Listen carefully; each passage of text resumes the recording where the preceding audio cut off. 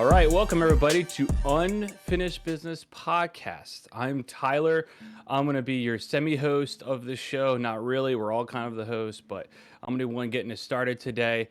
And we've got Corey, Matt, and Taylor with us. And if you've recognized this by now, we are all the guys who were, not all of them, but most of us were from on debate night at one point in time this season. So we got together and we were like, hey, let's keep having some conversations about disc golf in the off season.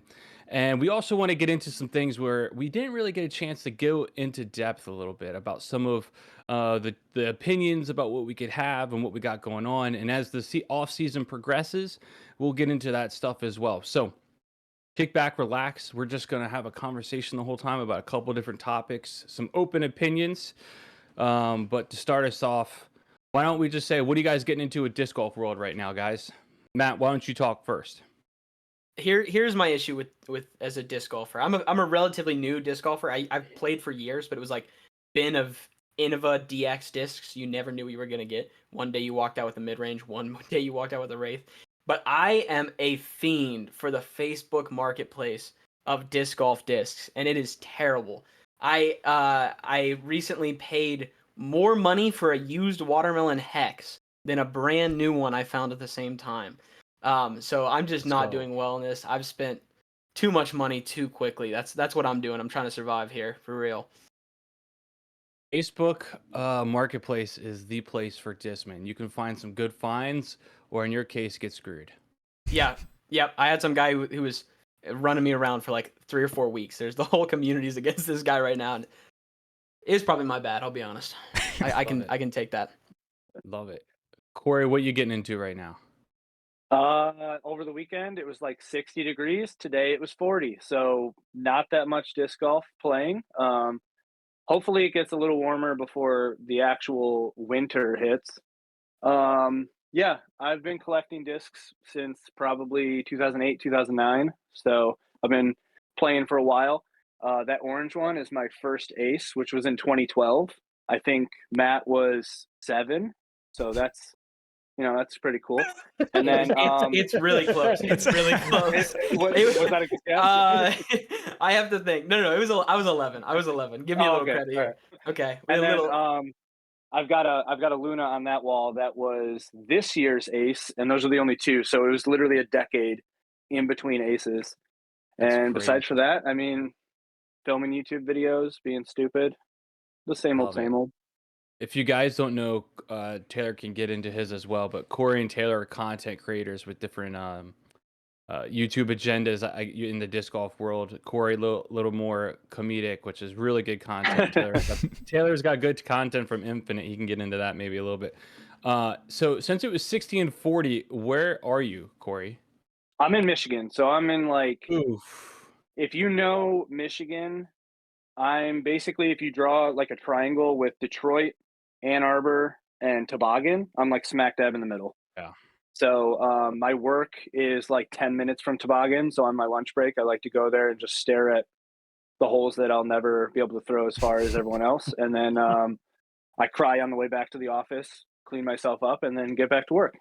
Very therapeutic. And yeah, just so everyone just kind of figured out, we're a couple old dogs here, I would say. And then Matt's our young boy on the show.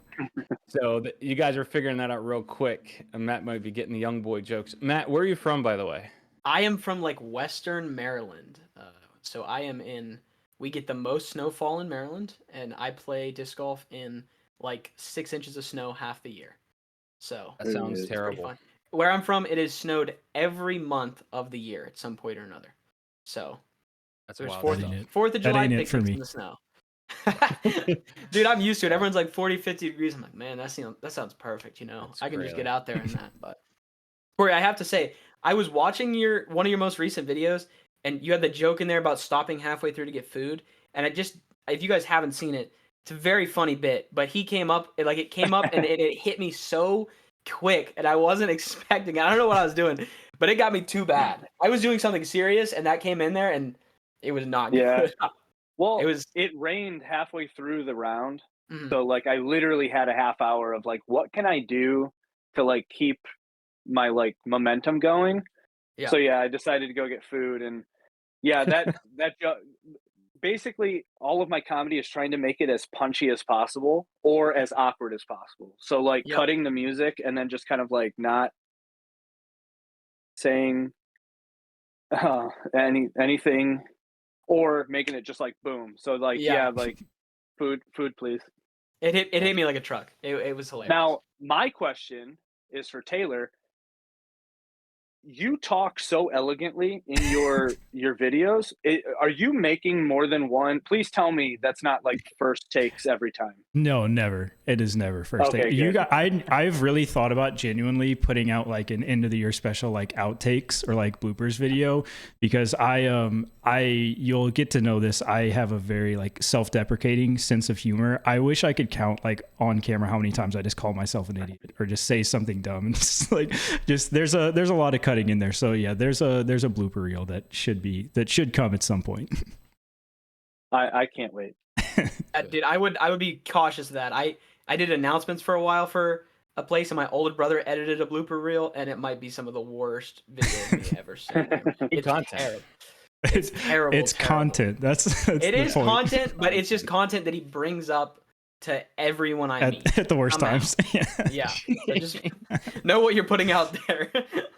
The internet is forever in that case. Yeah. But what have you been doing in disc golf, Taylor? Yeah, so I relate a lot to what Corey just said. I also started around 2008, and also recently got my first ace last year. So it took quite a while. It's actually this tomb right there, one of my favorite discs of all time. But yeah, had to retire that one. But yeah, so I started around 2008. Took a break and didn't really play at all when I was in college, and then kind of came back really strong. So I started back, and I've been kind of an avid fan of YouTube, the Pro Tour, kind of the internet scene of disc golf since probably like 2016. I myself started posting reviews specifically in 2019, which is just kind of branched out into a lot of specifically short form content as a lot of what I do. Have been on Team Infinite since 2019 doing that and just kind of enjoying the ride, just posting myself throwing frisbees like an idiot on the internet. I don't know. They low key have good disc. I was gonna say that was one of my point for the your episode of In the Bag. You got to get a dynasty in there, man. Me and Eric Oakley got to get that in your bag. I knew soon. it. I knew it. I've been thinking about that disc. I almost put what was it? The 10-speed disc in there. Aztec, probably. No, Or Infinite. it's Is it like I wish orc? No. Maybe it was it started with a C, I think. Conqueror is new. It's like a PD2. Well, I'm botching this so bad. I can't remember. I think it was I a could fairly be forgetting straight. something. I think it's a fairly straight disc, but I can't remember. I almost threw the tomb is like the zone, right? No, so the Tomb is like a straight to slightly overstable throwing putter, which okay. I will always advocate for the Tomb. # Tomb Gang. Best throwing putter of all time. So for me specifically, I power grip everything. So a really shallow throwing putter works really well for me. So yeah, Tomb is. I know. I gotta find something. I like their plastic. I mean, it's very similar to Infinite or Innova, and I like Innova. So hey, I got one of those. That's what I throw. That's what I throw. It's sweet. I got it's 2-1, Taylor. Sorry. I did. Just voted me out. All right. I have one. And for those that aren't watching and only listening, it's the Birdie Marvel. Yeah, great disc. I feel like I'm obligated to say that. Say that for the audio listeners. Yeah. He's opting that one in easy. Yeah. I'm sponsored and they're right by up the street from me. I'm sponsored by McDonald's breakfast sandwiches. I mean, Yeah, it's a great sponsor to have. It's the breakfast sandwiches, nothing else. Matt. Nothing else. Past what is it, 11 a.m. There's no more McDonald's sponsorship for Matt. It just Actually disappears. terrible. Actually terrible, dude. Right. Well, fellas, I think we have a lot of stuff to talk about disc golf, and I'd love to hop into it because I feel like there's some of you that I haven't got to hear your takes on as much, and I think that's part of the reason for the podcast. But I'd be really curious. Tyler and I have talked a little bit off stream, those kind of things. We've got some very open-ended things going on here. So first thing we wanted to get into is just kind of this episode will be more about wrapping up the 2023 season.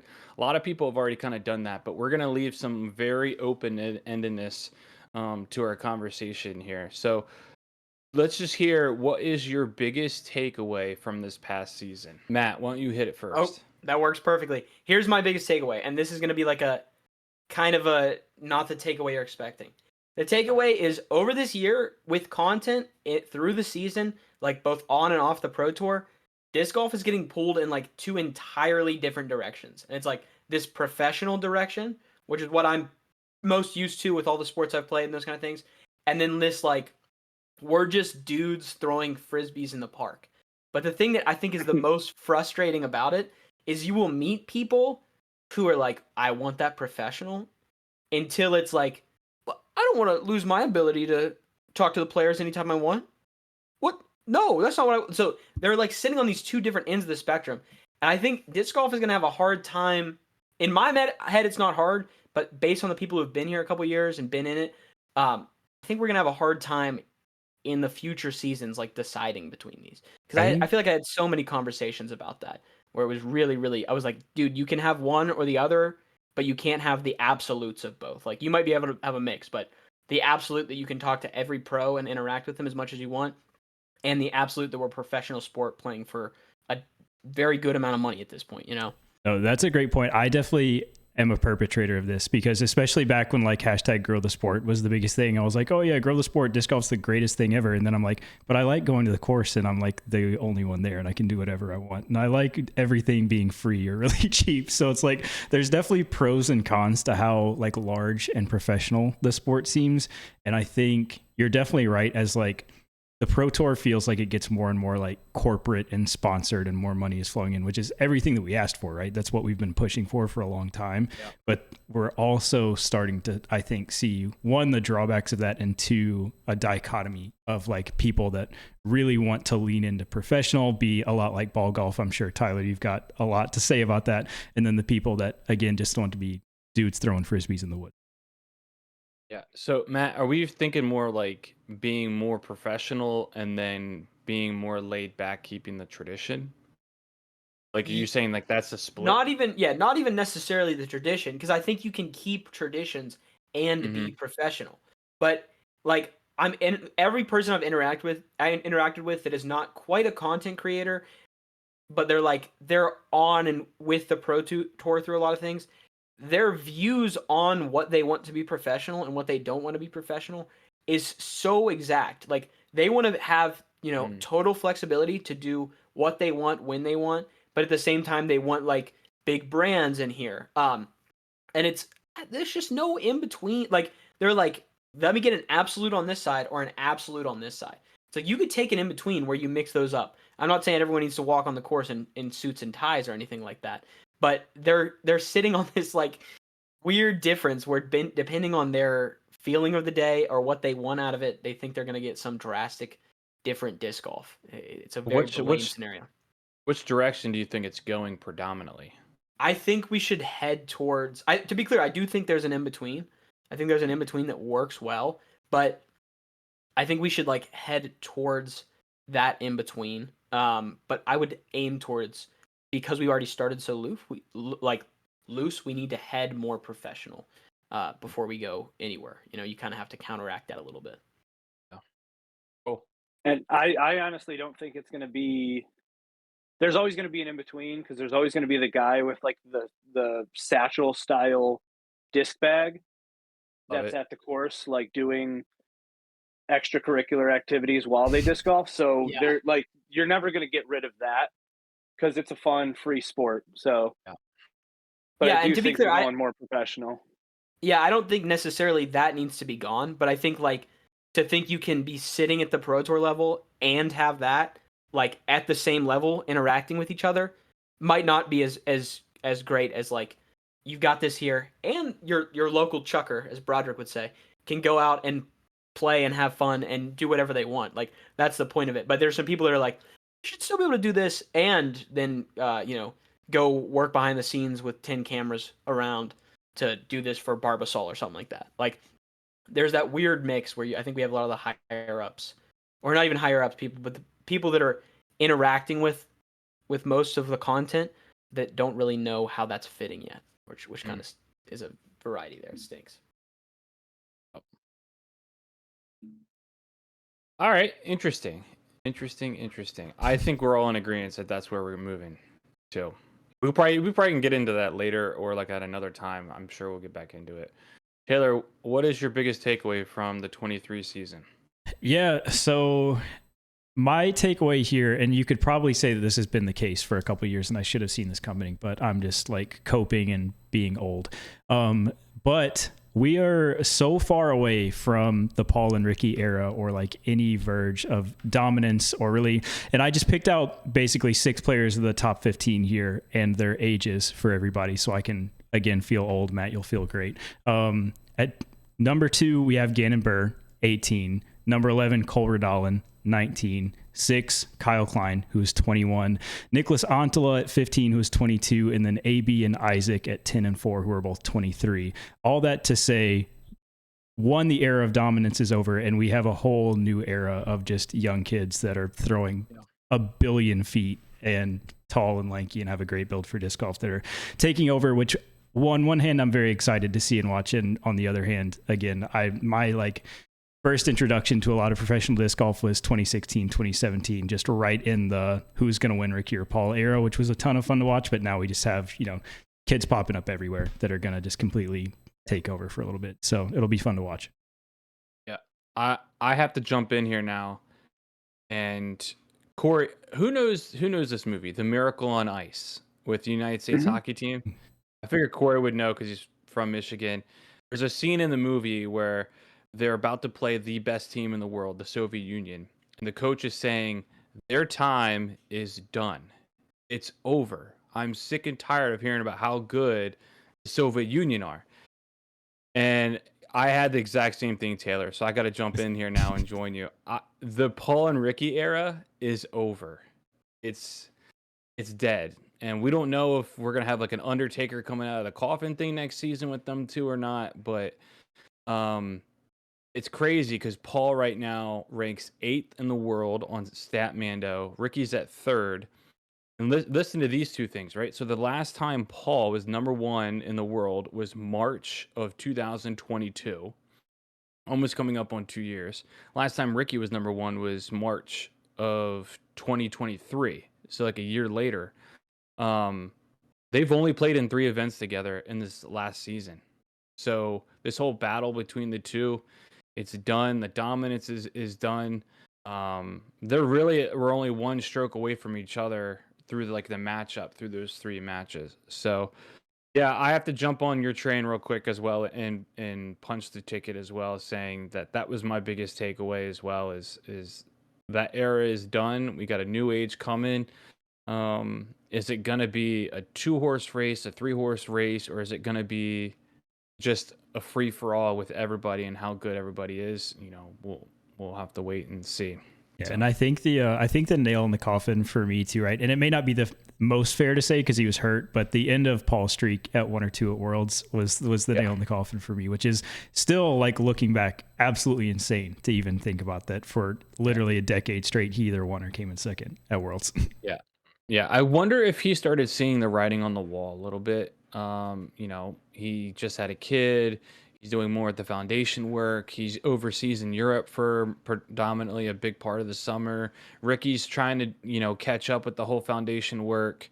I wonder if they're seeing all right, I have to be bigger than just playing in disc golf. I have to start being a part of growing the game as well. So it's kind of sad though, because I came into the sport in 2020 and I loved the whole, two-person rivalry thing.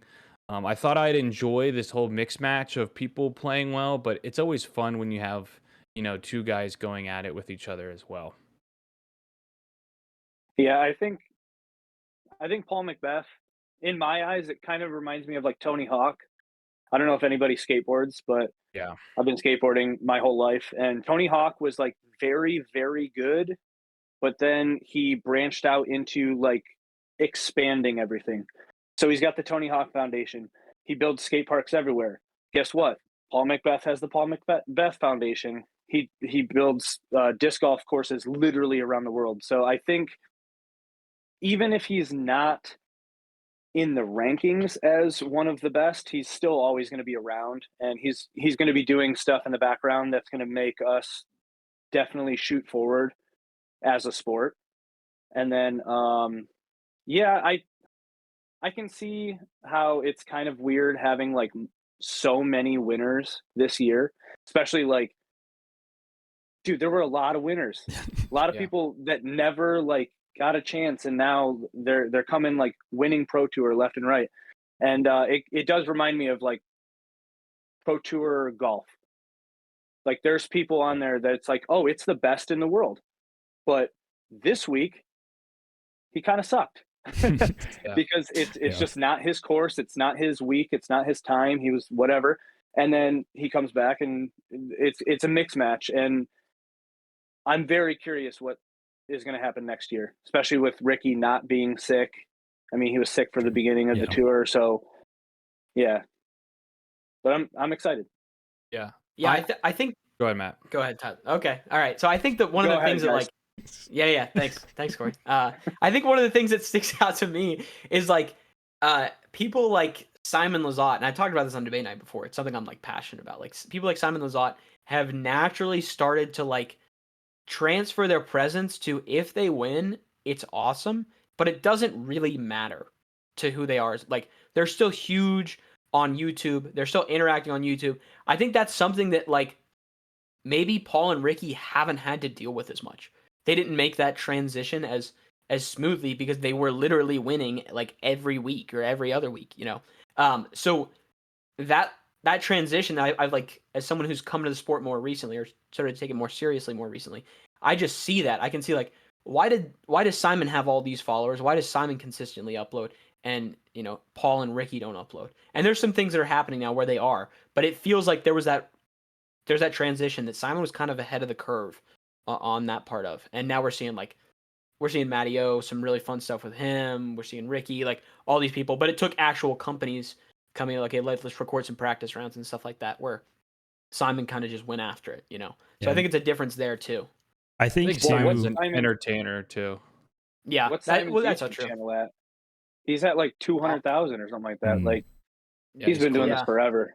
Yeah, I mean that's true. He has, and he's also I think like Paul is generally a little quieter, so I think like that's up to another company, or like Matty O is another great example. Matty O's course breakdowns are super fun. There's no scenario he's doing that by himself. You know, like it was only if a company's coming in and actually saying like let's get you in some stuff that transition's happening. But I think it's a crazy powerful transition. Like if you can get that happening for a lot of people, that works pretty well. But it's a weird change there. And I think Paul, I mean, historically, Paul's always cared very deeply about growing the game and pushing the game forward. I mean, that's why he initially made his contract public when nobody else was going to, just to put pressure on companies to, pay their players adequately and kind of know that money's out there. I think to your point, Matt, too, we've also seen a pretty big industry shift. Like when Paul went to Discraft, they really changed disc golf marketing in that we're really going to stand behind our players. We're going to put players' names on discs. We're going to make players a lot more in the forefront. Whereas before, I mean, a lot of the media presence of companies, I mean, DD is a great example where they had personalities and then they had players. And those were two different things. Where now I think we're getting into an era where more players are the personalities and players are being backed by their sponsors to push that content out there. Where as before, and it may be too, Paul sees the writing on the wall that, maybe he can't compete at that highest level, but he knows he's kind of more in that leave your legacy stage of his career. And Rick may be the same way. Rick is putting out a lot of great content too with DD. And I think that goes hand in hand with them kind of pushing that out as well. Yeah, for real. And like, I'm looking right now, Statmando has a tag, has beaten Paul. I saw that. That does nothing now. That means nothing. Like, but how quickly that change happened. Like, if you were someone who came in and like you were like, just give him a little longer, and then me you just kept going. Me as a Paul fanboy, I'm saying all this, hoping one day he hears it and puts it on his wall as motivation to disprove everybody wrong next year. I'll just put that out there too. But like, yeah, I mean, it's valid. kind of like the whole Tiger Woods thing. Like golf is better when you have your best athlete playing. So, or playing well, I should say. So. And Corey, you never know. He might end up being like a couple years down the road, just like training through. Yeah. Corey, what's your biggest takeaway this season? So my biggest takeaway is that Ricky, even though he's always got a smile on his face, he's the biggest villain of disc golf. I love this. And Love I to will hear tell it. you why. Here is the story, okay? My first Pro Tour event was this year. It was at Toboggan, D-Glow. Come on. me and my friends are standing behind hole 15. Hole 15 is that really big dogleg left. You're throwing off of the big hill. It's awesome.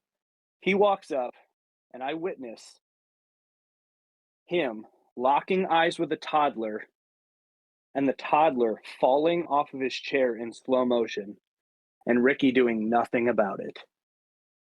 He's a villain. He's evil. How close was he? He was probably 30 feet. He wouldn't be able to get him. But Should have ran. Should have that's ran. not the point. Okay, committed. I witnessed it, and I swear to God, Ricky looked at me and was like, "I didn't do that." And it was a crazy event. But he's the biggest villain. Corey, Who do you think is the biggest villain? Corey, how close were you Oh, to we're gonna go down the that. toddler? How close were you to the toddler? Early.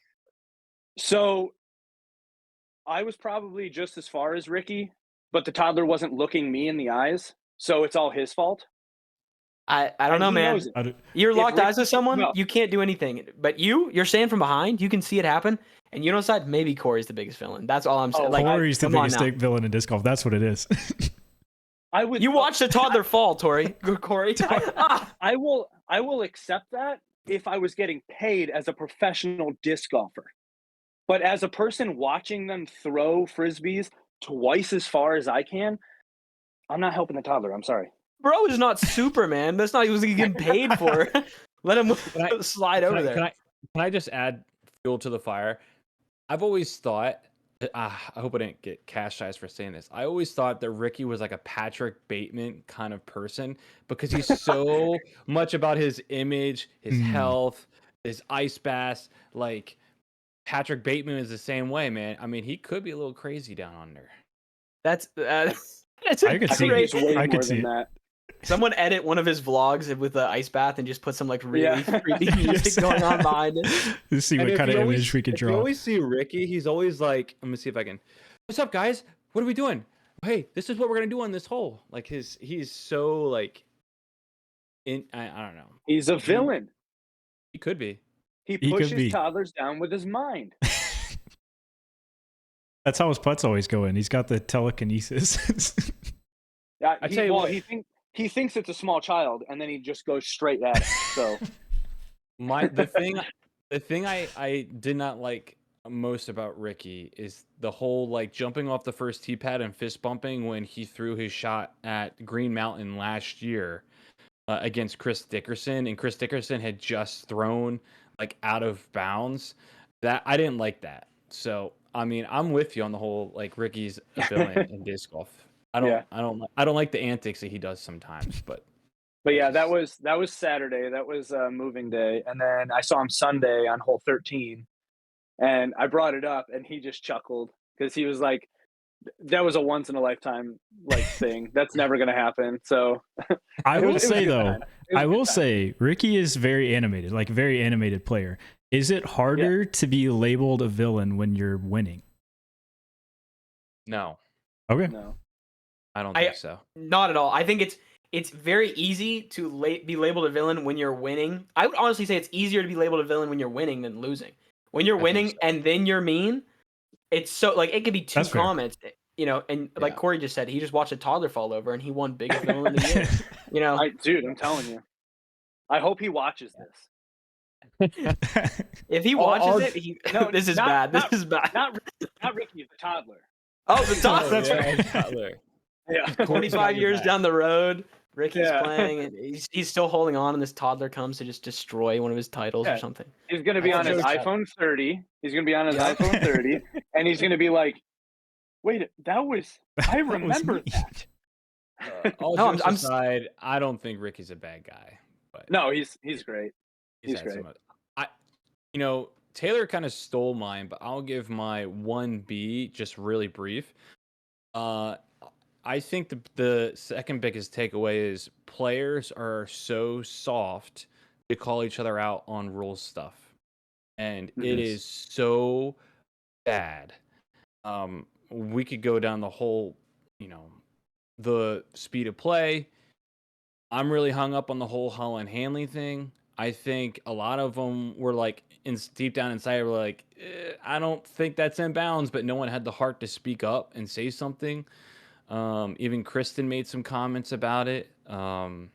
Looking back at some video footage, I just think that players are so worried that they're going to be hated for speaking up on some things. But I'm actually disappointed in players. Like, why are we not being more respectful to the game and calling each other out on things that we've done wrong on the course or decisions we've made? Or, I understand it was an A-tier event. I don't know. I'm on the team that I think Holland knew what she was doing. I mean, this clearly didn't come in bounds, and it's disappointing because I'm actually a big Holland fan. I think she's great for the game, and I think she's a great player, and I don't know what to believe anymore.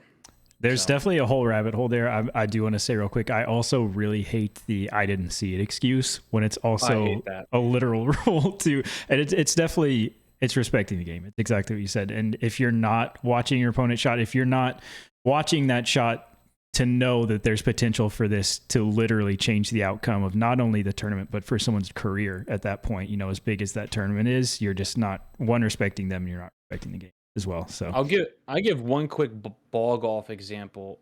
If you nestle your club behind the golf ball and it almost does nothing, it moves and it doesn't go to the exact position, that's a stroke penalty. And I've seen people call that on themselves and like hurt their positions in a tournament. I had a buddy in high school call that on himself when he put the putter behind the ball, barely nicked the ball when he had a tap in.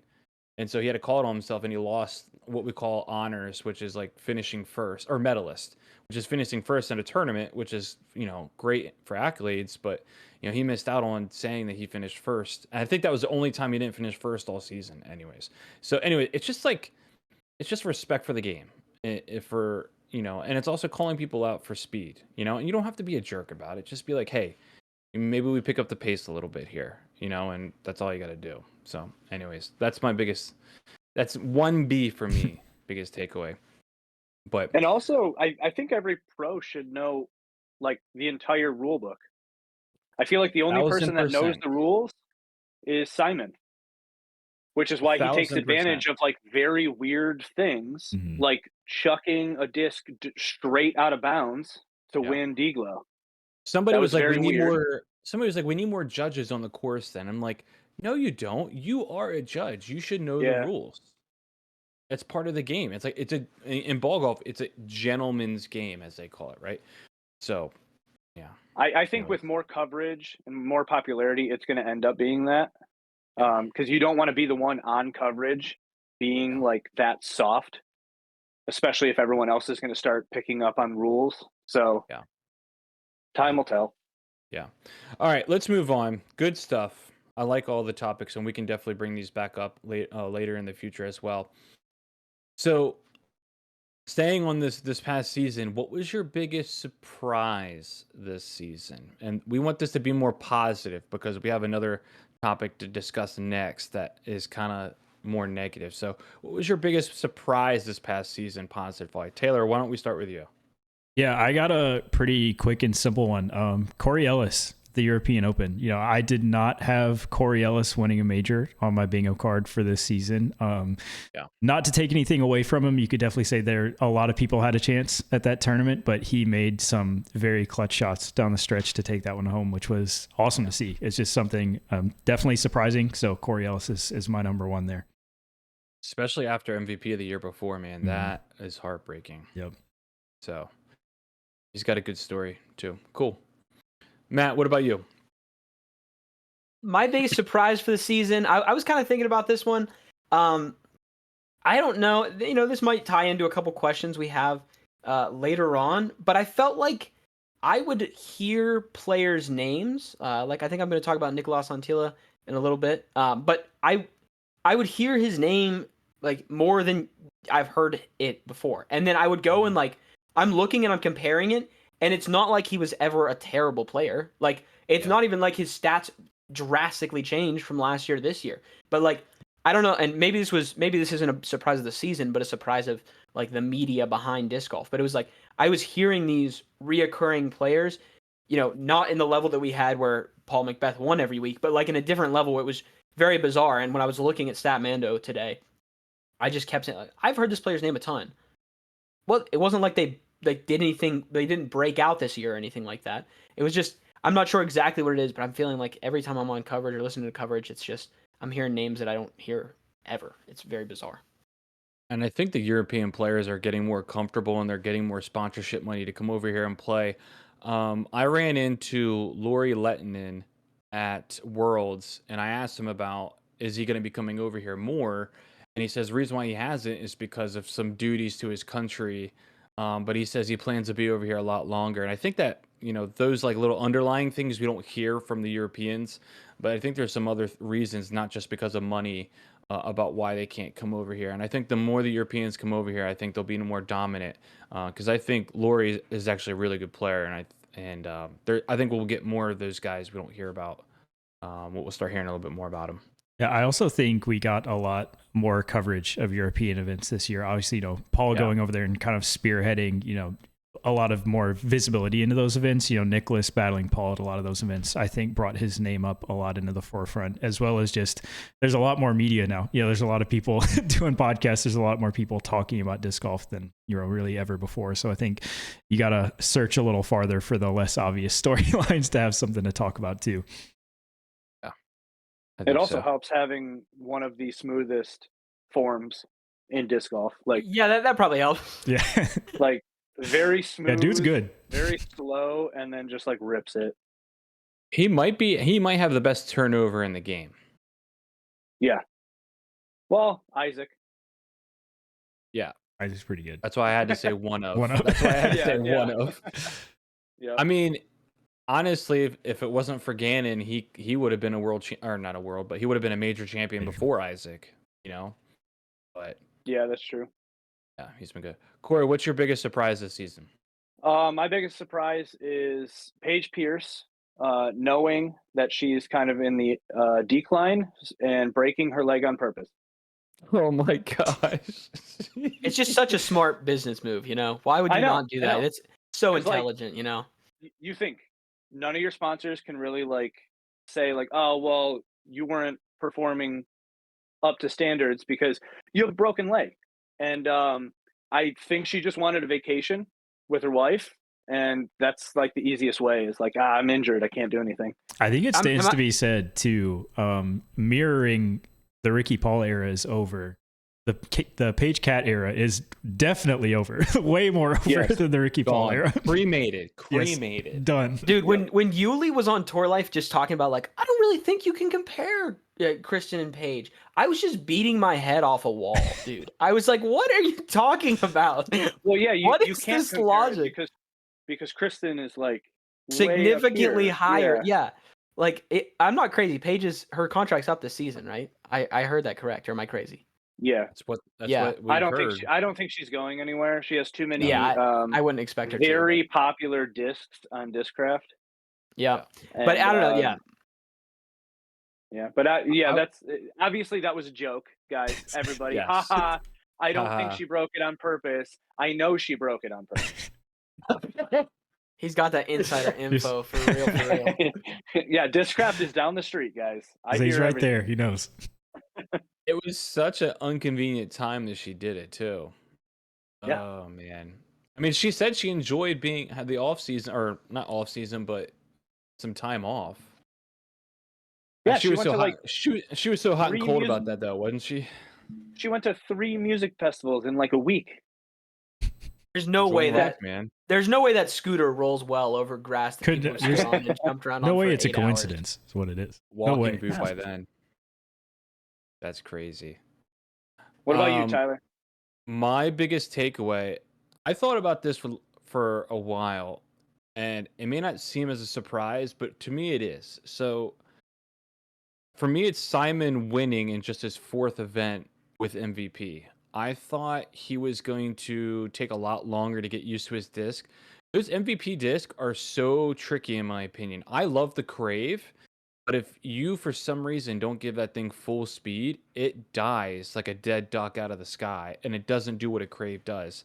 And that's a very straight, maybe even understable disc. And I don't think Simon has a problem getting the disc up to speed, but I mean, the disc are a little tricky, and I was just so shocked on how quickly he could just find his bag, manipulate the disc. Um, just going to compare last year to what he did this year, right? So he won 2 events this year. He improved in every single stat category except for scrambling, right? And just he added a new kit to this year, new plastic, more media, right?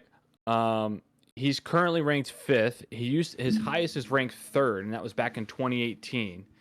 And last year he did finish in the top 10 53% of the time. This year it was 44%. So performance wise, he actually outperformed last year, but his stats are better this year. So I think that's my biggest surprise is Simon coming out of the gate in his fourth event playing really well. And he was in it, it seemed like the whole season too. He was playing really well.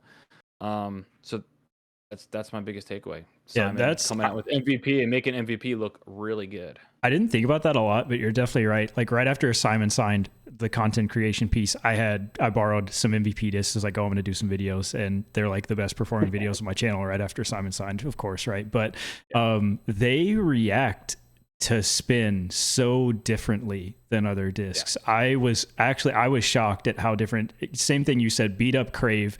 I hit it in the field full power, exact flight, exactly what I expected, turn over nicely, slight fade at the end. I went onto the course and was like, oh, I'm going to throw a really smooth kind of power down hyzer flip up this fairway. Was a meat hook. If you don't give it that same power and spin rate, they react completely differently. So being able to learn that, super impressive to come out that quickly and learn those new discs.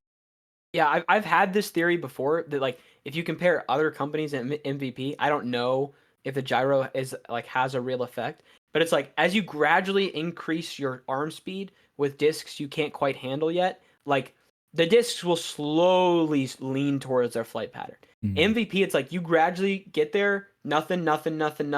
You hit the amount they need, the amount of spin, different flight. And it's like a totally different thing. I don't know why it is. I've thrown so many different manufacturers and like it is always consistent. MVP is just a little weird. It's just because all that weight's on the rim. And if you don't get that thing up to speed, it's just going to die. Yeah, I had a Crave that I was convinced was like, it was a factory second, and that thing was like more stable than my Thunderbird, and I was so confused. But I think it was just my bad. They literally hired like people from NASA to be like, hey, how does this work? And then make it work. And I think one thing that he's got like going with him is he had the tilt, and the tilt you have to be able to throw like hard and on specific angles. And a lot of MVP is very flat, and you have to be able to like control it perfectly. And I mean, he's the perfect guy for MVP right now. And especially with the amount of publicity they gave MVP. I mean, once again, I'm in Michigan. MVP is like 2 hours away from me, and we can find MVP everywhere, but I hear everyone else saying it's always constantly sold out. Really? I don't know if I don't know if that's the same for you guys, but I was just gonna say really quickly, I questioned at first, like I think the signing to compare it to obviously was Paul, the 10 mil. I was concerned at how much MVP would sell like with the Simon lift. I have a bunch of people that I'm friends with that are not super into the game, play casually, that were instantly after that signing text me, hey, what is this? What does a Hex fly like? What does a Tesla fly like? Just all these random MVP molds. It was instant. It was wild. Yeah, I think move plastic like nobody else. Yes. Like nobody else. For real. Yeah. I was just talking about like I bought like a watermelon Hex the other day, which are typically rare, but I found a site that had like it limited it at 30 what it showed, but I ordered it on a Friday, and on Monday I checked again, and I think they had like 60 or something because I checked in between, and they were all out within that like it. And this was not I could not find that this site was real. I took a risk that it was a real site, and people like it did not matter. They were finding it took me like Google searching and using a bunch of stuff, and still people are just on it. There any chance for rare stuff, any chance for specific plastics. It does not matter that it's been a while since we've he's signed. I've bought 2 time lapses, and I have one right there. The one that looks like his Defy. I sold the other one for I think $150. Dang. That's Yeah, that's impressive. crazy. I knew a It's guy, and I ridiculous. didn't even reach out to him. I knew him, and I was like, I knew he's gonna get 10 of those, and I was like, I'm not. I didn't even reach Yeah, out. I mean, I don't have one. I was even trying to use any connection I had, reaching out to stores or people that I knew, like, hey, you got any? Can you hold me one? They're like, no. we ain't got one for you. They're all gone. I went to our local store, and I waited there 30 minutes before they opened. And finally, the guy like came out because he knows me, and he was like, "Hey, come on in." And I was like, "All right, cool." So, all right, I think this is a good transition. We are not going to be doing Trevor's trivia, but I have 2 trivia fun questions that I want to ask you guys to see if we can get these right regarding the MPO season and the FPO season.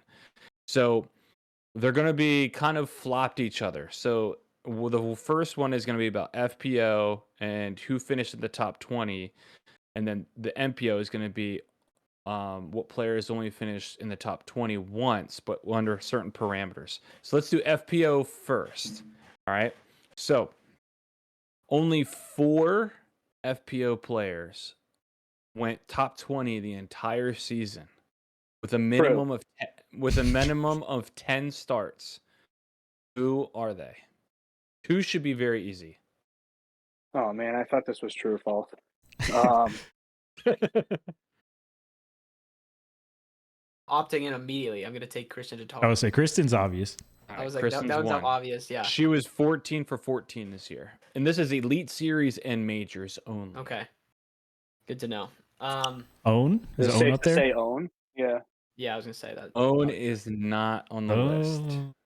Really? She was Bro.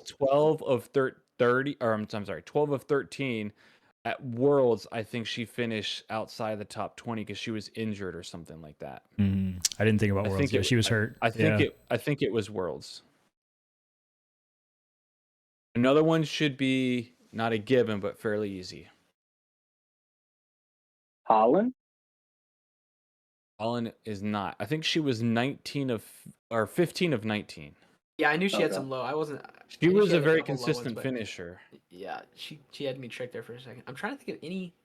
The other one is obvious, and I'm just losing my mind. So here. I'll give you the number of how many. So this person was 19 of 19. There's another one that was 11 for 11. And there's another one that was, I believe, 12 for 12. Or no, 10 for 10. I'm sorry, 10 for 10. Give me Missy Gannon for Missy Gannon was 19. Redeemed myself. 19. Impressive. There you go. Dude, I don't know why, but I forgot about her. Not that Yeah, I she did did too. bad, but I just I was trying to think of names and I couldn't think of hers. She had a All right. great season this year. So we got 2 left here. 2 left. Any and thoughts, you've got gentlemen? 1 strike, 3 strikes, and we're out. Uh-oh. Oh my goodness. Oh. Well, you didn't tell us that. You're adding on rules know. here. I know. Oh, Matt just took a sip. That's another strike, right?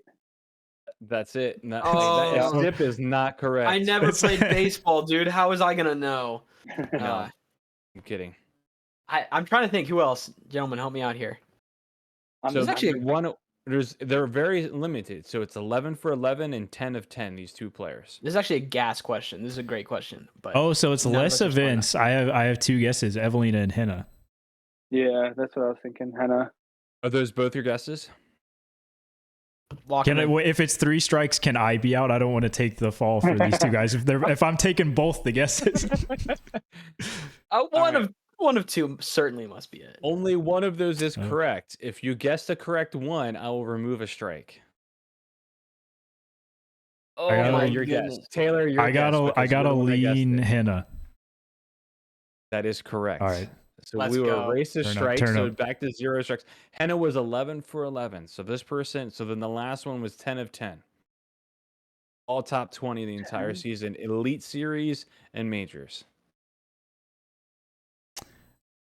Oh, I don't want to say it now because we only got 1 strike. No. I took it No. away. So you have 3. You have We're 3. chilling. Oh, okay. Short season, consistent player. Give me Val Mondahano. No. Okay, I tried. I think she was like 14 of 18. I knew she played less events with the injury early on, so Yeah, this When you this get the less two- events thing is tripping me Mhm. up, dude. when you get I, when you get the 2 strikes, I'll give you a hint. Corey, this is your chance. This is your time, man. time to shine. Give us one right now. Right now. Oh, Go for it. 10 Just of trust in your 10. gut. There's one guy watching this that's just yelling at a screen right now. It's Hunter. it's a toddler. A toddler that fell over. Oh, I'm not a stats guy. I am, and I'm Point- still losing my mind on this. I could point at people and be like, I know that face. That's about it. Yeah, but this is 10 of 10 finishes, 10 of right? Is that 10. everyone? Yeah, but Mhm. for 10 of 10 finishes, that's what is Yeah. really messing me up. I'll throw just a name out there so you know. Ella Hansen was 18 of 19. She was really close. Yeah, that's who I was thinking, and I was like, she's been Mhm. in more than 10 events. So Owen and Yeah. Ella were the only ones that were one off from getting perfect top 20s. This person played 10 events. I'll give you a hint. They won a Pro Tour event this season. We have 2 guesses left. 2 guesses. This might be crazy, You- but I'm losing my You mind. have 2 guesses. I have 2 guesses. Corey has unlimited. I don't think this is right, but this is the only one I can think of. No, certainly this isn't right. Which events are these? Which level? Pro Tour events. These are Elite Series and Majors. This can't be right. This is a good question. I'm impressed here because there's a lot more thinking than I thought I was gonna have to be cooking through. Paige Pierce. Bro, that don't count. That don't count. We don't You count have that. one One. We don't claim You that said one. I have unlimited. You said I have Okay. unlimited. He asked me that question, and then I said no, so it didn't count as Katrina an answer. Yeah. The only one I can think of, the only one, but I know she's played more events than this. would Remember, be she like, won an event. She won an event this year. yeah, I got 2 in my mind, but I can't decide. can't I was- decide. What do you just tell me a name? This is not a guess for Okay, Tyler. I know she won Cat Merch. Okay, what's your other name? I can't remember if Haley King won this year or not. That's what I. Yes, she did MVP Open. Did she not? She jumped in the pond. She did win the MVP Open, But did she only Yeah. play 10 events? and she won Jonesboro, I think. Oh, you might be right. I think Cat won Jonesboro. Oh, is that the one that Cat won? Yeah. Oh, you're right. But did she only play in 10 events? I was thinking Haley King too. Yeah, that's. How the many 10 guesses we events got? is tripping me up. 2? All right, fine. You got Haley. 2 strikes. You have 2 Okay, strikes. The last Let's go guess. Haley King. Is it Haley King? Final answer. Yeah. Yeah. Go for that. Send it. Oh my goodness. We tried. Taylor, what was Alright. your other guess? I knew she played. Did she play in more than 10 Merch. events, or did she go in below? What was it? I'll give you one more hint. She can I'm pretty sure she can play in the plus 40 Masters division. So it's not Cat. It's definitely not Cat. She won an event this year, and she had in her final round, she did something really crazy in her final round with a Thunderbird. Beaver State Fling. This is Hunter is coming out of his I chair. know he's yeah, just gonna kill all of freaking us. Hunter is gonna kill us, dude. I want him to be angry. I think rightfully so. We've got so She many has- details. Who This won is such Beaver an She has State? one of the most unique backhand throws. Jen Allen. Jen Allen. That's I it. I 10 did of 10. not remember that she won an event this year. I forgot she She was on won Beaver Innova, State. dude. Yeah. You Now- said Thunderbird, and I lost my mind. I was like FPO players on Thunderbird or on I know, Innova. but and that was Thunderbirds, it. yeah. I was specific. I said a Pro Tour event. So it is a Silver Series event. Hunter is So now I would say completely Hunter's lost back his on our mind. side. It's For like the some Silver reason, when Series you doesn't said count. When you said weird backhand, I wasn't picturing anybody's Unique, X step. I was unique. just picturing, Like, well, weird, unique, same Yeah. thing. I But I saw was- it, but I wasn't couldn't remember who it picturing- was. I was only picturing like hand motions, Yeah. not like jumping jacks. All right, All what's your MBO? Our hit us MPO. This one's hard, guys. I thought that was the easy one. This one's hard. oh, So we're in trouble, fellas. only 2 MPO players had only one top 20 finish all season. and these players are currently ranked top 50 in the world on Statmando. And again, minimum of 10 starts. There's only 2 players that finished in the top 20 once all season and are in the top 50 rankings. I'll give you the honorable mention is Lori Lettinen. He was ranked 37th, but he only played in 4 events. Wait, whose rankings are these again? Sorry. Statmando. Okay, it is Statmando. Am I crazy here? Did Parker Welk only do a half tour? Because I know he's within Parker the top Welk 50 is a right now. great answer. He's in the top 50. He had one obviously win, but I don't know if he played a half tour or he played a full tour. If it's not right, shout out for the Parker Welk answer because I love that answer. I mean, wait, I was gonna say you can look at the top 50 to see who's in the top 50. I'm okay with you guys doing that. I'm saying I looked at the top 50. I know he's in the top 50, but where's he at? He's at 31. Parker Welk's right there. I don't know. Are we really? Is that one of your answers? Are we willing to risk that, gentlemen? Yeah, sign me up. Yeah, why I'm down. Yeah, we got 3 It guesses, is right? not Parker Oh Welk. my He has goodness. 2. He has 2 top 20. Oh, So it's a come good on. guess. It's a good guess. What was his other top 20? I'm gonna look that up right now and get it for you. I was thinking my butt off there. I was like, dude, come on. I man. love that one. Oh, all right, gentlemen. That's up to you. I just used all my brain power on that. I'm lost. Or you can call Uncle and we can move on. Because this is a hard one. Dude, we have to at least give 2 more guesses. Yeah, we got to at Come least on give now. a couple more guesses. In the top 50. You can just start guessing if you want. I'm looking through the top 50 right. And you said Lori Lettinen is not one. Correct. Wait a second. Oh, there's such zesty ones here, boys. How many starts? At least 10. At least No 10. disrespect. Parker has 2. I wanted to make sure that Parker has 2 top 20s. No, you're good. No disrespect to the GOAT, but Kill LaVisca is in the top 50, and I feel like there's not a lot of chance that he's up there in that many events. Dude, that's disrespect. It is disrespect. I'm sorry, Kale.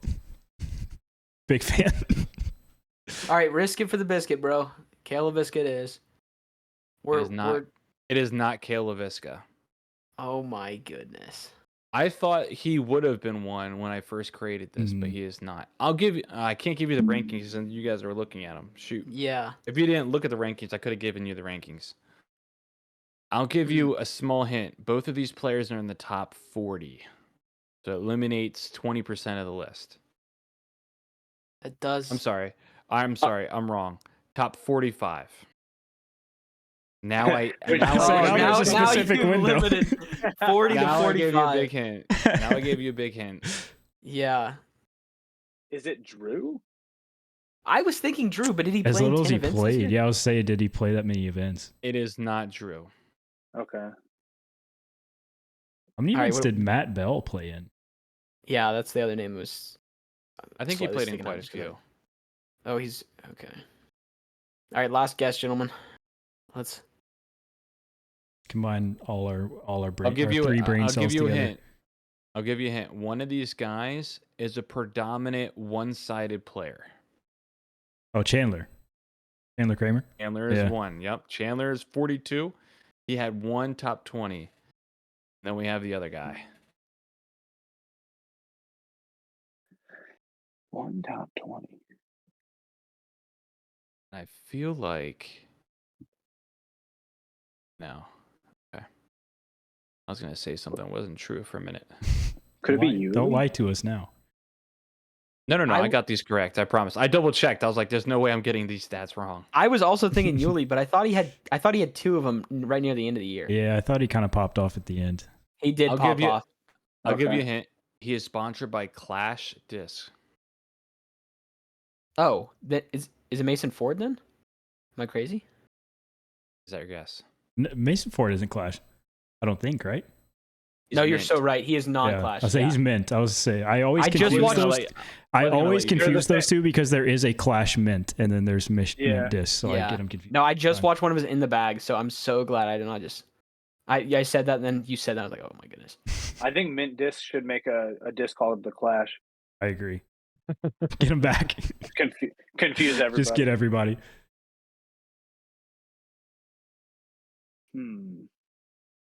Now I'm questioning my knowledge of player sponsors. Yeah, I am 40 too. I can't top think of it. 40 player. Clash. Who's on Clash? Bro, we're I get- lost in the sauce here. We are lost in the I sauce. get- The only one I know in the Can I top phone 40 in is, Hunter? is James Proctor, but he was definitely in the top 20 Yeah, more he than had once. to. Yeah. All right, well, Taylor, just give us one ripped. Just give us a ripped answer here, bro. Just go for it. I'm just letting him, as the infinite guy, I'm just letting him. Yeah, do I would that. say I should it's not- definitely know this. I don't know if it necessarily means you're required to, but I'm counting my. I always get this guy confused with the other person all the time. With the other person? I think I might Oh be my calling goodness. Okay, yeah, so both of these guys are sponsored by Clash, and I always get them confused with each other because they're both from North Carolina too. It's crazy how both these guys. Oh, never mind. The other one is not sponsored by Clash. I'm sorry. I'm giving you guys the wrong response. Bro, is Throwing us literally off the lying. trail. Who is Okay, Evan Scott sponsored by? I'm now really throwing you off the trail. This guy's sponsored by Discraft. I'm sorry. See, that's what Oh I'm my saying. goodness. This is an upset that we've never even seen before. First time podcast, first time upset. I'm giving out false information. I might as well give it to you because you'll never Definitely get it. Evan Scott then. Well, Right? I was gonna Evan yeah, Scott. Scott, yeah. Yeah. Okay. yeah. I said Evan Scott, but I just didn't know who he was sponsored. That was my mistake. I always see. I Who's did on- it to who's myself. on I Discraft? said. I thought I was always going get crazy. I always get Evan Smith and Evan Scott confused What are you asking, every Corey? time. We're saying Evan So- Scott's on Discraft, right? Or Yeah, no, yeah. we were saying the other guy's on. Okay. Those were the guys that only had. I thought. I just was curious. I'm like, all right, what guys are in the top 50 still and only got one top 20 all year? And I wanted To be Go clear, ahead. great question, but we are not the disc golf theologians we thought we were. You fair. popped that first question, and fair. I was like, dude, that's such a W, easy win here. And then you were like, number 2, and I was like, I'm done. After Kristen Tatar, that's it for me. Wait, So there's here- more than one? Yeah. So here are some notable people that only had 2 top 20s: Greg Barsby, Jeremy Colling, Brody Smith, Casey White, I was gonna Tristan guess Brody, but Tanner. he's not in the top 50. Yeah, it can't be him. Hey man, that Tristan- hurts him. Disrespect, Fade. Disrespect. Tristan Tanner is the second highest position or average finishing position with 2 top 20s. Nice. It's actually Tristan Tanner's finishing finish. Oh my gosh, finishing position was higher than Evan Scott's. that makes Interesting. Yeah, I was So- thinking Greg Barsby, but then you said Clash, and then I was like, but I just feel like I don't know. I haven't heard his name a lot, so I guess I was decently close. Yeah. All right. Good attempt. All right. Now I know how hard to make these questions for next time. If we're Yeah, gonna do bro it. thought I Make was. them way harder next year. And that's just the whole podcast. Is that's just like Yeah. naming names? Like, also dead silence.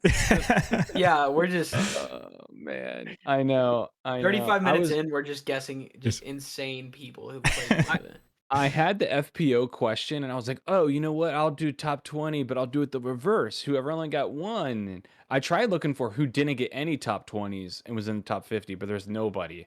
So that's why I did one. So Yeah, that's a very specific parameter there. So, Yeah. that there was a couple guys that had one or I don't know, something, and it was they had less than 10 finishes or something like that, and it was going to throw everything off. So I kept it very similar to FPL. All right. Well, that was fun.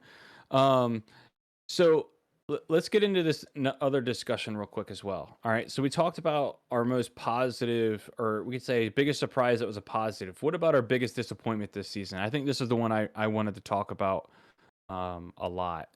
Who is your biggest? I think I'm going to go first. I'm going Go first. for it. I'm Go for it. I'm going Send it. first. My biggest disappointment this year is Calvin Heimburg. I respect Biggest that. disappointment, because you cannot play as well as he did and finish the season with not only 0 majors but 0 podiums at majors. All right, he was 16th at Champions Cup. Oh no, wait. Was this 16th at Champions Cup, 4th at the Euro Cup, 5th at Worlds, 5th at USDGC. He did finish 3rd at the Pro Tour Championship. But I just can't believe how Calvin played as well as he did, and he couldn't even finish in the top 3 at any of these majors. I have a ton of things that I wrote down about it, right? So put it into perspective. Head to head, he was 1-3 against Isaac in majors, right?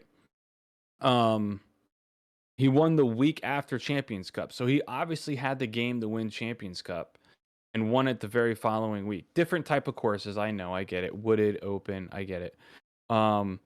He also had 3 regular season wins between a 2-month span. So it wasn't like he was really winning the entire season like everyone thinks he was. He won earlier in the season, right in the middle of Champions Cup. And then after that win after Champions Cup, he never won again the rest of the season. He was top 3 in all throwing categories other than scrambling the entire season. He improved every statistic this year compared to last season. And last season, he podiumed twice at majors.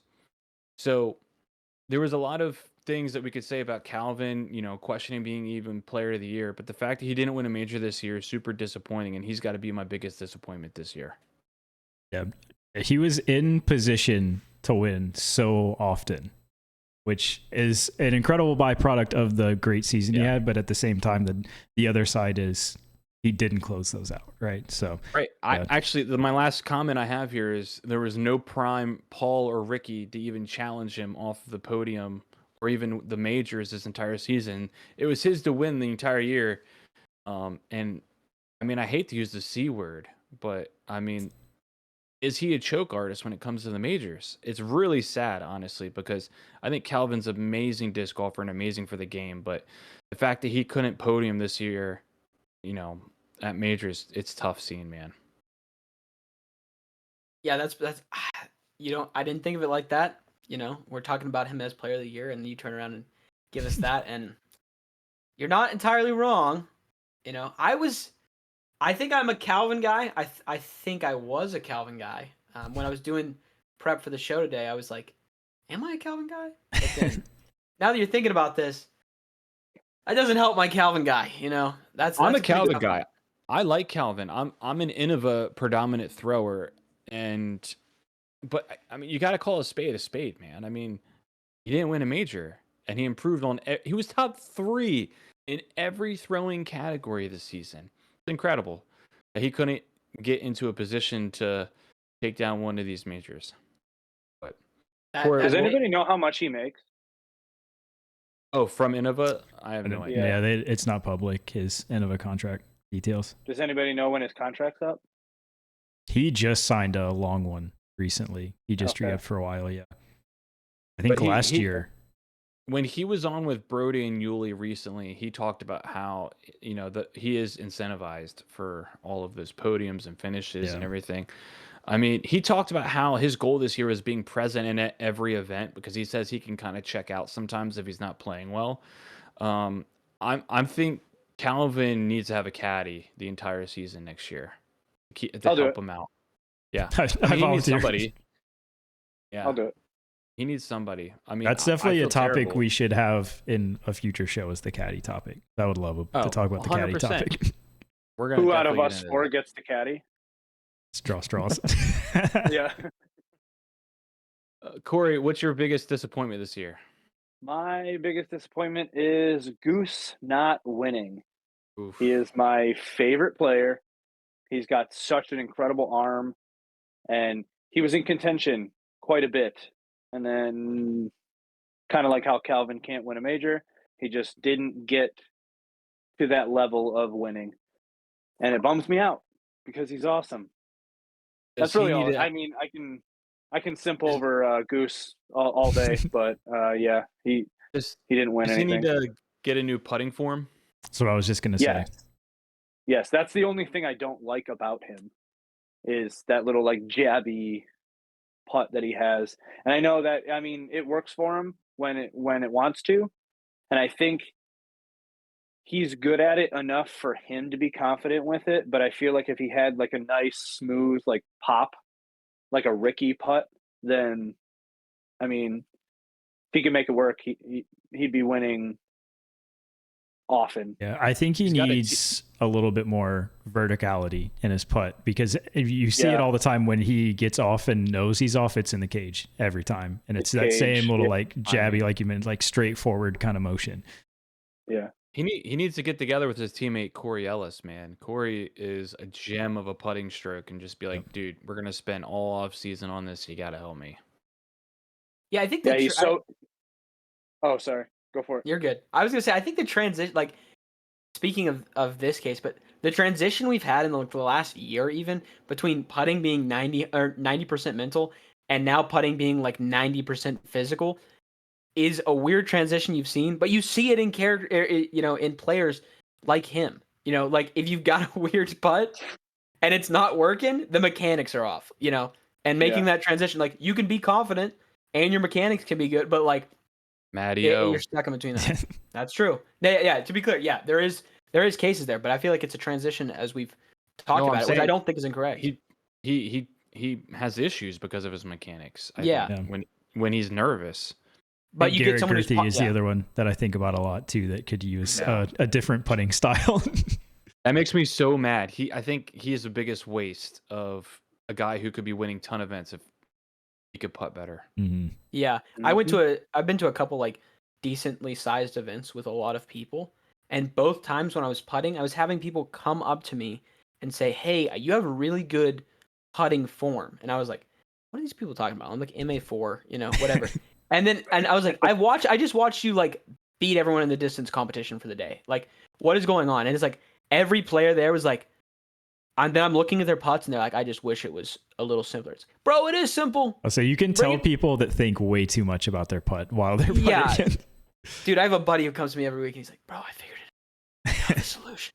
Now I'll do it. And it's like, I don't know. I don't know why it's such an issue, but I think it's a good translation that we're now talking about it in a mechanics sense more than anything. You know what I think about every time that I'm having like a bad putting day is I do that little like wrist flick that Isaac does. Yeah. And it gets my like body back into like, okay, nice and easy. And then I still miss. Yeah, So, I was going to say, what I think about when I'm having a bad putting day is I wish didn't have my camera recording me at this present moment every time. But yeah. I taught a bunch of like, I think it was 5th graders, like over a day, like putting and like basic backhand and forehand stuff. Very cool. But that's what I was like, do you feel that? If you don't feel that, you're not going to be able to putt it. And I was like, It's like this natural spin that comes off your hands. And I don't know. It's so important. That's a good reminder to take with you. As you're, like, I feel like we'll have to stash these in the archives and bring them up in later episodes, because I definitely want to talk more about Goose next season as Absolutely. well. So, yeah. For sure. Matt, what's your biggest disappointment? This is a funny one, but my biggest disappointment, I don't know if you guys follow discgolf.law on TikTok. Okay. Yeah. There's a relation here. They've been making like hype edits as of late, like not even talking about like things. They've been making hype edits. And I remember Yuli started popping off near the end of the year.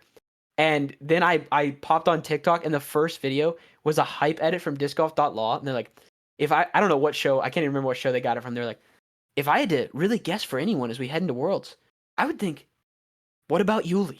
And it was like this, and I just got this idea in my head, fully got it based on this like 30-second video, and everyone talking to just like popping off. I was like, he's gonna win Worlds.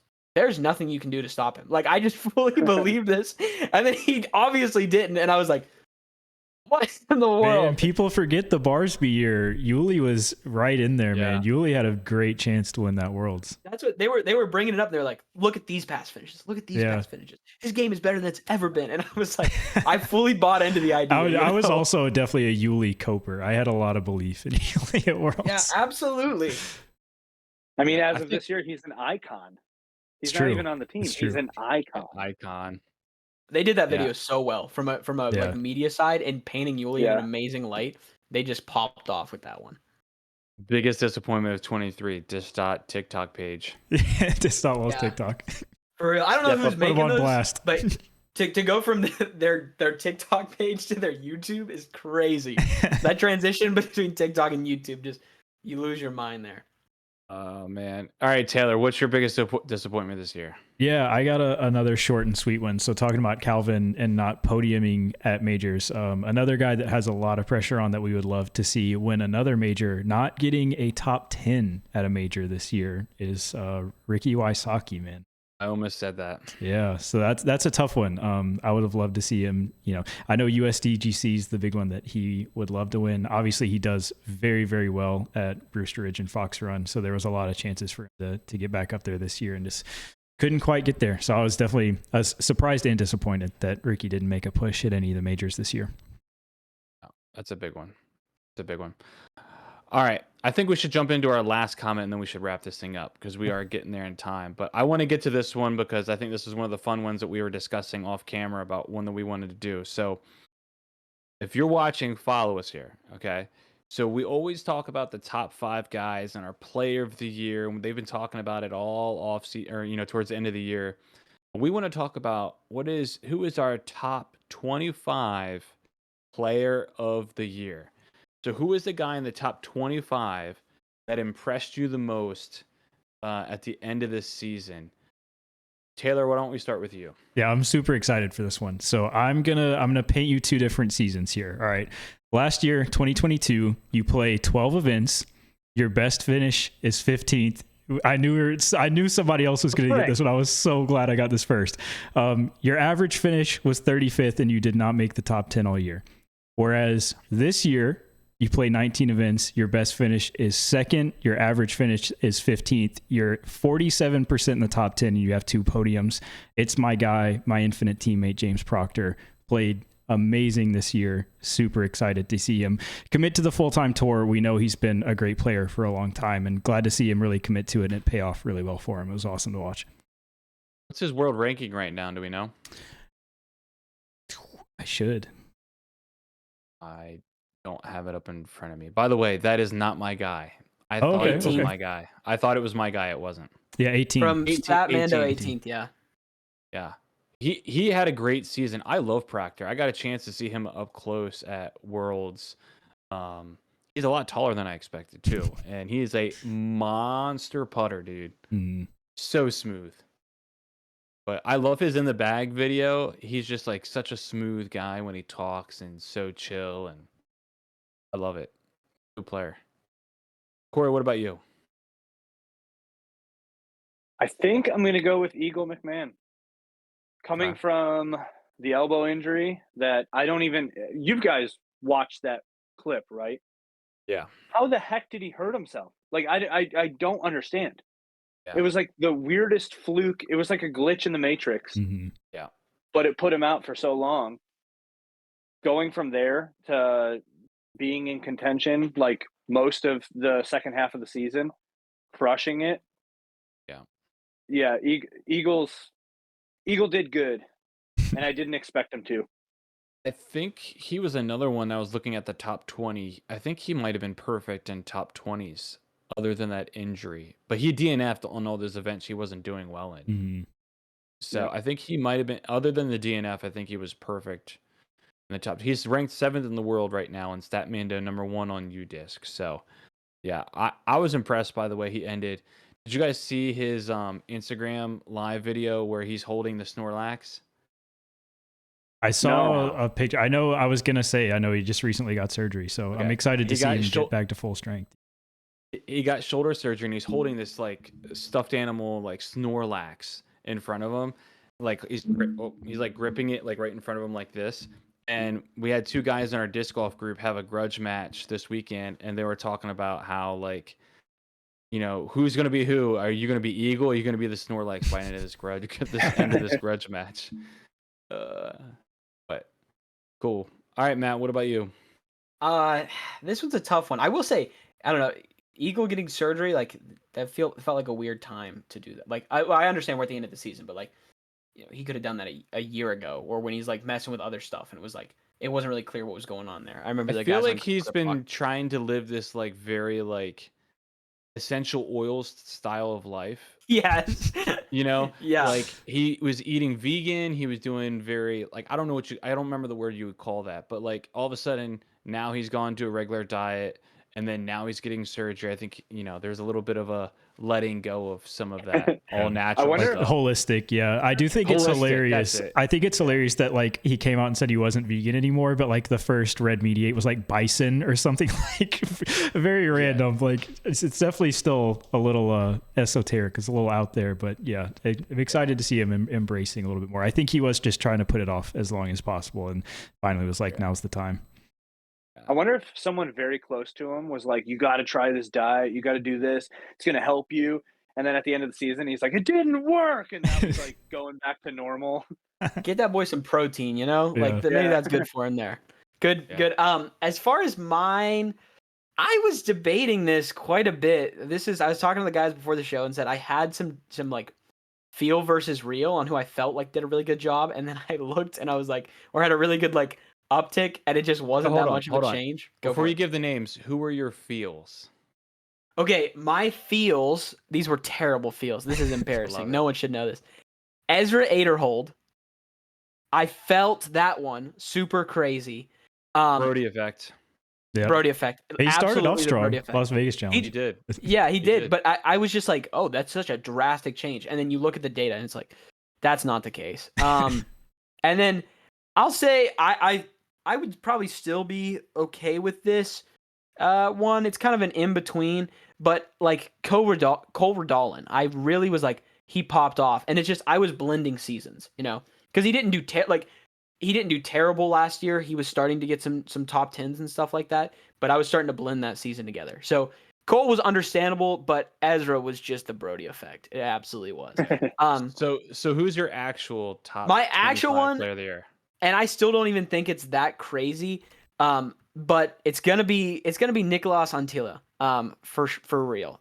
It's not like he had some crazy transition, where he just went wild or something like that. This year, but like I said, I felt like I heard about him more, and then there's some data that seems to indicate that he's been doing better. And this is not because on my first appearance on debate night, I had 4 comments that were telling me I looked like that guy. Not related, but we do low key look alike. I do think Nicholas is braced for that breakout year soon. Yeah, I picked him to win Worlds. He was my dark horse for Worlds. Oh, nice. Does anyone know how tall that guy is, by any chance?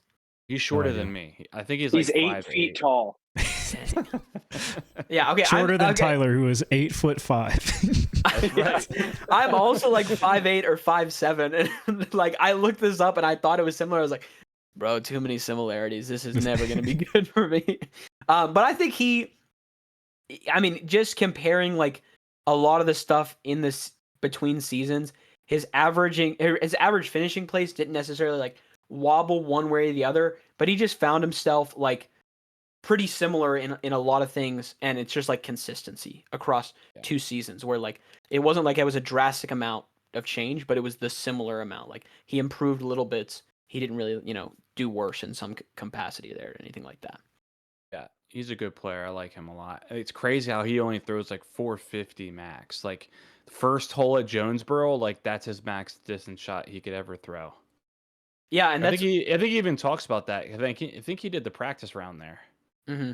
And I think that's just whatever. I think he's small. I think there's a level there where you can't compete with Gannon if you're that level there. But it's kind of an in between there. Yeah. Well, I'm super excited to talk about I thought Taylor and mine were the same for a minute, and then I was like, wait, hold on, this doesn't sound like my guy. So I'm gonna do the Taylor way, all right? I'm gonna throw out the stats and then I'll throw out the name. Okay. He from literally last year in October to now, he's jumped 20 points on the rating scale on the PDGA, right? His worst finish this year was 59th. He finished 8th in the Pro Tour standings this season, or not standings, but 8th in Pro Tour event. He finished in the top 15 in 2 majors this year at Euro Cup and at Worlds. Last year, he had 1 top 20.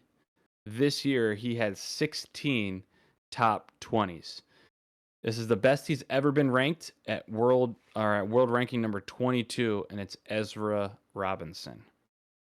So the dude had a phenomenal year, and I think the biggest reason why is this stat right here is He raised his circle 2 putting 10 percentage points from last year, which then led to his birdie percentage being up 8 points from last year.